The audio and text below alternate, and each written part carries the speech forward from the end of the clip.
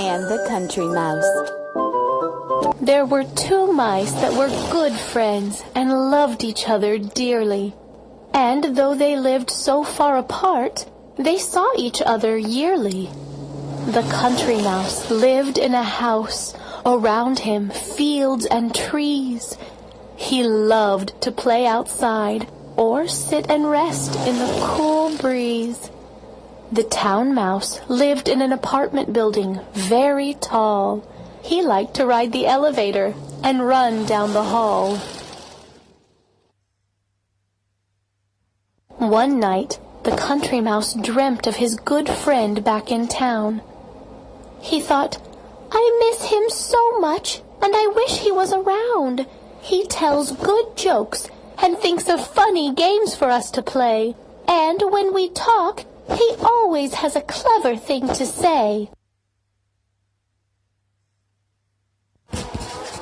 He didn't wait and wrote his friend a letter right away. "Town Mouse, you are invited to the country for the day." He gave the letter to a friendly bird that lived nearby. She took it and was on her way as fast as she could fly.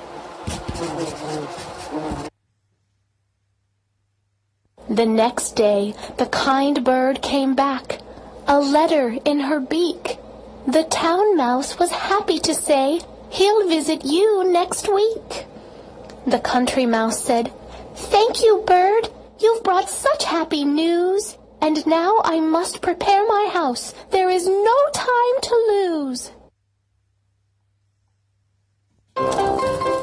The Country Mouse got busy. He picked up a mop and broom. He swept and cleaned. He made the bed in the extra room.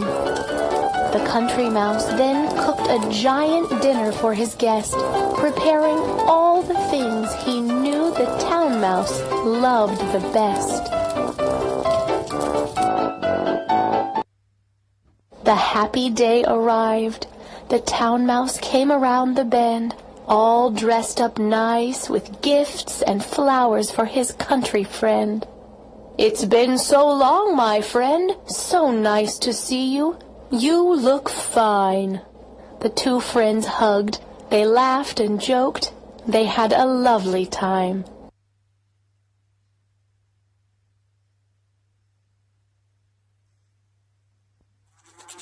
The Country Mouse served dinner, never stopping for a rest, but it seemed that nothing really pleased his special guest. "There's dust in here. The cheese has holes. The bees are in the house. It's so much nicer back in town. Come visit, Country Mouse." "With pleasure," said the Country Mouse, and went to pack his load. A simple coat and boots, and he was ready for the road. Then, hand in hand, the friends were off to travel to the town. They walked all day until the evening, when the sun came down. The town was beautiful and busy, filled with noise and lights. The cars rushed everywhere, and stores were open through the nights. The Country Mouse was dazzled. He could not believe his eyes.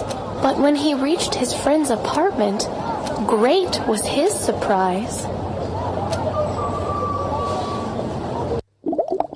The Town Mouse had so big a house, the Country Mouse felt small. Large windows, fancy furniture, and paintings on the wall. The Country Mouse said to his friend, "You've really got it good. Your place is pretty and so high above the neighborhood." "It's not my house," said the Town Mouse, and smiled a crafty smile. "The house belongs to a family who lives here all the while. At night I come out of my hole and feast on crumbs and cake, and go back to my bed to sleep in morning when they wake."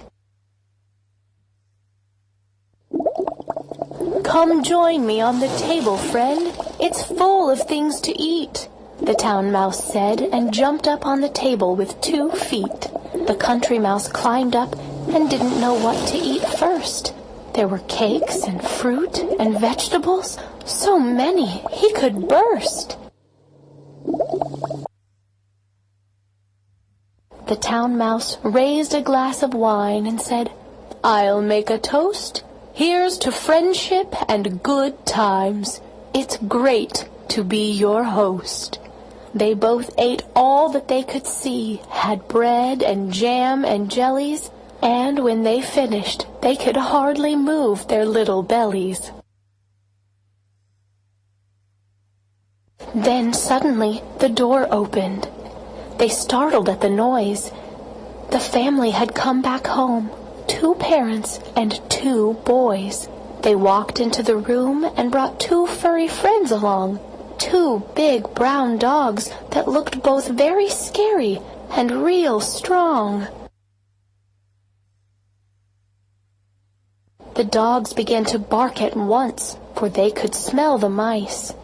The town mouse grabbed his good friend's hand, and, without thinking twice, they jumped off of the table as the dogs behind them chased. They ran as fast as they could go.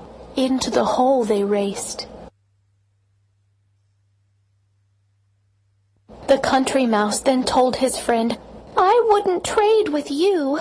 I'd rather have my simple home than live here like you do. I love living among the trees out in the country air.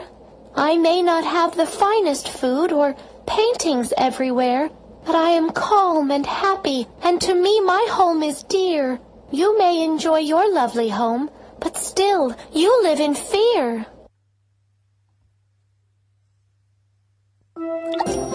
The country mouse then packed his bags and kissed his friend good night. He stepped out carefully, checking the dogs were not in sight. He went back home and sat right down to rest beside the lake. He'd never leave the country, not even for the finest cake.